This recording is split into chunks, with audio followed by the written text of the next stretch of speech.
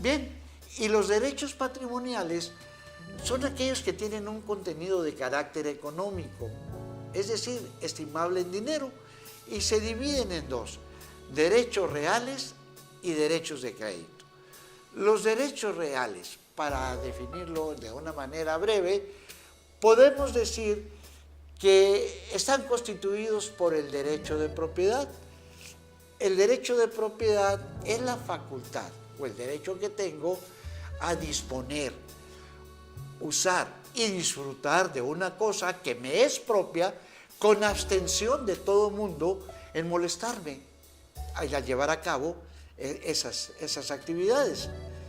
Bien, el derecho de crédito, por su parte, es la facultad que tiene una persona llamada acreedor de exigir a otra llamado deudor, pues exigirle el pago de una prestación o bien la realización de un hecho negativo, positivo o negativo, como sería una abstención. Es decir, exigirle, en su caso, que haga, deje de hacer o que tolere alguna situación en favor del acreedor.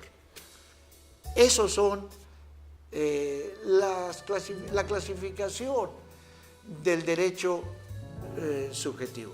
Si ustedes se dieron cuenta, en el último tema hablé del derecho de crédito y mencioné que era la facultad que tiene una persona de exigirle a otra el pago o el cumplimiento de una obligación de dar, hacer, no hacer o tolerar.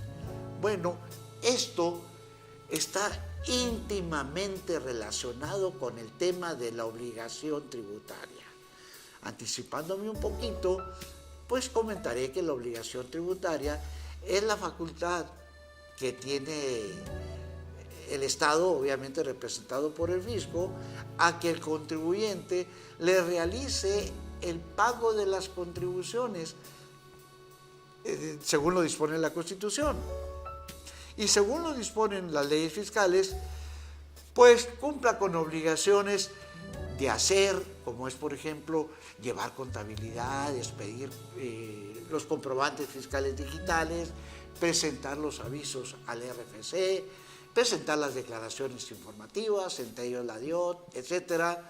También tiene obligaciones de no hacer, como es no utilizar comprobantes de operaciones inexistentes para llevar a cabo deducciones en materia de impuestos sobre la renta o acreditamientos en materia de IVA.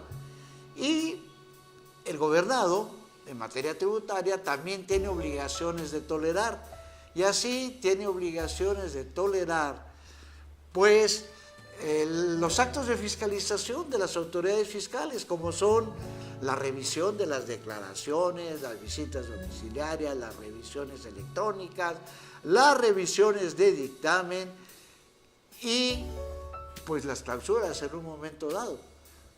Bien, entonces, agotado este tema del derecho subjetivo, entramos ahora a la siguiente parte de la clasificación, que se refiere al derecho objetivo. El derecho objetivo es un conjunto de normas jurídicas que regulan las relaciones de los individuos entre sí, de los individuos con el Estado, de este con aquellos y de los estados entre sí. El derecho objetivo, al igual que el derecho subjetivo, pues tiene una clasificación, y así hablamos de derecho objetivo interno y derecho objetivo externo. Y vamos a referirnos al derecho objetivo interno o nacional como aquel conjunto de normas jurídicas que se realizan o se elaboran para regir los actos de los individuos cuando se realizan dentro del territorio del Estado. Por ejemplo, pues el derecho constitucional, el derecho civil, el derecho penal, el derecho fiscal, el derecho administrativo, el derecho mercantil, etc. Y el derecho externo o internacional son las normas jurídicas que regulan las relaciones de nuestro país con otros estados. Recordemos que vivimos en una aldea global y que de alguna forma todas las naciones y los individuos también dependemos unos de otros. Y así el Estado pues está relacionado con otros estados con los cuales realiza tratados, como por ejemplo el Tratado de Libre Comercio, Tratado para evitar la doble tributación, convenios amplios de intercambio de información, tratados de extradición, etcétera, etcétera. Bien, entonces decimos, repitiendo, el derecho objetivo se clasifica en interno o nacional y el externo o internacional. Dentro del derecho objetivo interno tenemos otra clasificación y decimos derecho objetivo interno se clasifica en derecho público y derecho privado. ¿Ok? El derecho público se integra por las normas jurídicas que rigen la organización del Estado, la constitución del gobierno, las relaciones del Estado con los particulares y de estos con aquel. Y el derecho interno privado pues se refiere o está conformado con las normas jurídicas que rigen las relaciones de los particulares entre sí.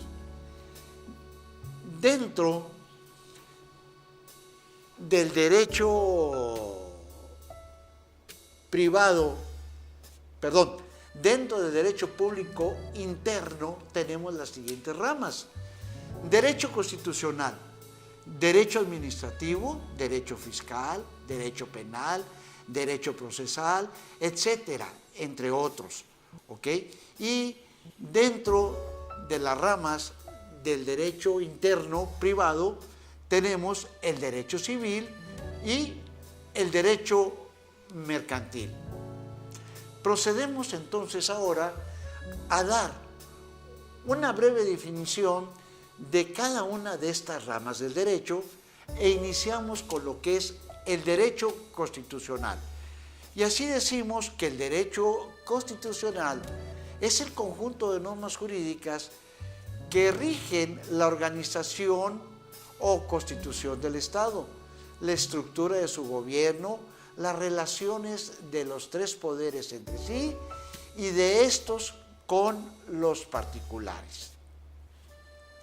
Ese es el concepto de derecho constitucional. El derecho administrativo, bueno, básicamente se refiere a conjunto de normas jurídicas que regulan las funciones que lleva a cabo el Ejecutivo como titular de la administración pública. Luego tendríamos el derecho fiscal.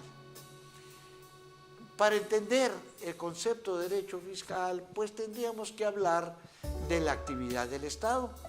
Y la actividad del Estado, pues son todas aquellas funciones que lleva el Estado por medio de sus organismos con la finalidad de obtener el bien común para todos los ciudadanos.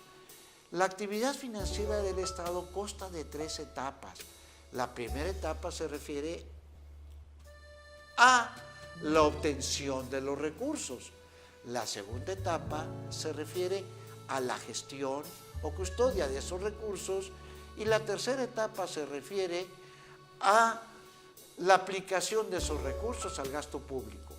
Pero no hay que olvidar de ninguna manera que toda la actividad del Estado siempre está regulada por leyes, toda vez que vivimos en un Estado de Derecho, lo cual quiere decir que tanto los individuos como los órganos del Estado y sus titulares y sus funcionarios y empleados, toda la actividad está regulada por normas jurídicas.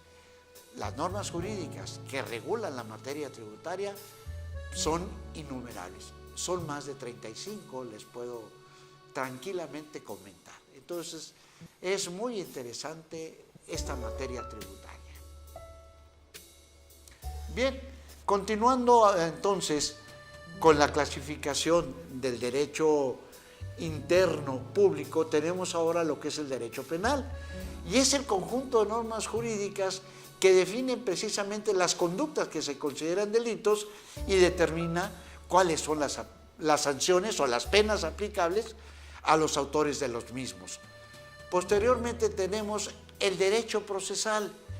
En el derecho procesal encontramos el conjunto de normas jurídicas que regulan la forma de promover un juicio ante tribunales, que obviamente estos juicios se dividen según sea la materia sobre lo que verse el proceso. Y así habrá juicios penales, juicios laborales, juicios fiscales, juicios mercantiles, etc. Dentro del derecho privado, les digo, tenemos el derecho civil. Y comentaba que es el conjunto de normas jurídicas que regulan las relaciones de los particulares entre sí. Bueno, ¿y qué relaciones tienen los particulares entre sí? Pues ya comentamos desde que vamos a la escuela y si vamos, pues hay ya de entrada una relación que se da entre pues el alumno y los padres con la escuela, con mayor razón si la escuela es privada. Posteriormente surge el matrimonio y está regulado por una serie de normas jurídicas en donde los dos sujetos de la relación pues quedan sujetos precisamente a estas normas jurídicas.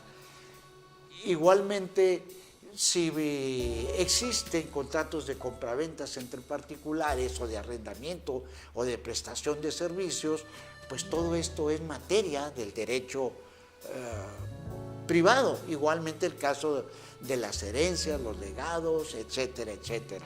Que desde luego todo esto también tiene que ver con la materia tributaria. Por último tenemos el derecho mercantil, que es el conjunto de normas jurídicas que regulan las relaciones de las personas cuando estos realizan actos de comercio.